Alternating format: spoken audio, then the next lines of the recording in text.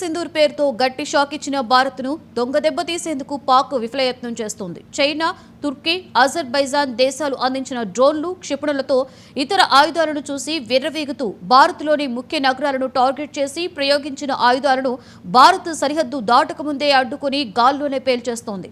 తమ ఆయుధాలన్నీ కూడా తుస్సుమరడంతో పిచ్చిపట్టినట్లుగా ఎల్ఓసి వెంట భారత గ్రామాలపై తుపాకులతో కాల్పుల వర్షానికి తెగబడుతోంది. పాక్ ప్రయత్నాలను ఎప్పటికప్పుడు తిప్పికొడుతున్న భారత్ అదను చూసి పాకిస్తాన్ను ఊపిరి పీల్చుకోనివ్వకుండా వరుస దాడులకు దిగుతోంది. పాకిస్తాన్ భూభాగంలోని ఉగ్రవాద లాంచ్ ప్యాడ్లను భారత్ అటాక్ చేస్తుంటే అడ్డుకోలేక పాకిస్తాన్ చేతులెత్తేస్తోంది.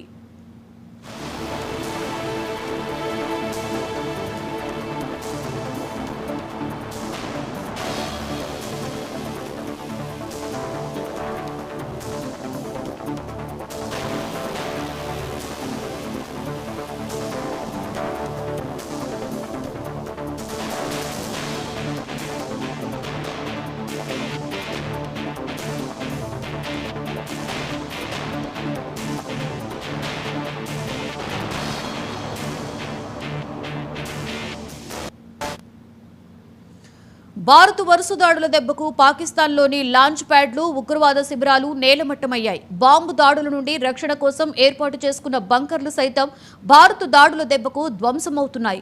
భారత్ వరుస దాడులను తట్టుకోలేకపోతున్న పాకిస్తాన్ సోషల్ మీడియాలో అబద్ధపు ప్రచారాలకు దిగుతోంది.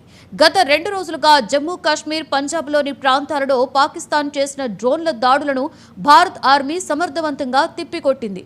ఆ దాడులకు ప్రతిస్పందనగా భారత్ ఆర్మీ ఉగ్రవాద లాంచ్ ప్యాడ్లపై అటాక్ చేసి ధ్వంసం చేసిన వీడియోను ఇండియన్ ఆర్మీ తన సోషల్ మీడియా ఖాతాలో పోస్టు చేసింది.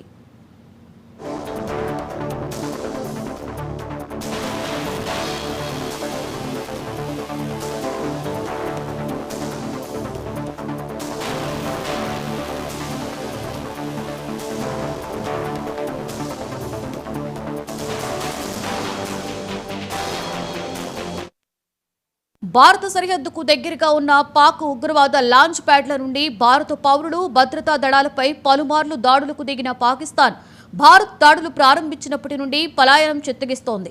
సరిహద్దు నుండి కనుచూపు మేరలో కనిపించేలా పాక్ ఏర్పాటు చేసుకున్న ఉగ్రవాద స్థావరాలపై భారత్ వరుసపెట్టి దాడులు చేస్తుంటే పాక్ అడ్డుకోలేక పూర్తిగా చేతులెత్తేసింది. కనీస ప్రతిఘటన కూడా చేయలేకపోతున్నట్లు తాజా దాడులు స్పష్టం చేస్తున్నాయి. ఇప్పుడు లాంచ్ ప్యాడ్లను ధ్వంసం చేయడంతో పాకిస్తాన్ మౌలిక సదుపాయాలు, సామర్థ్యాలకు భారీ దెబ్బ తగిలిందని భారత ఆర్మీ ప్రకటించింది.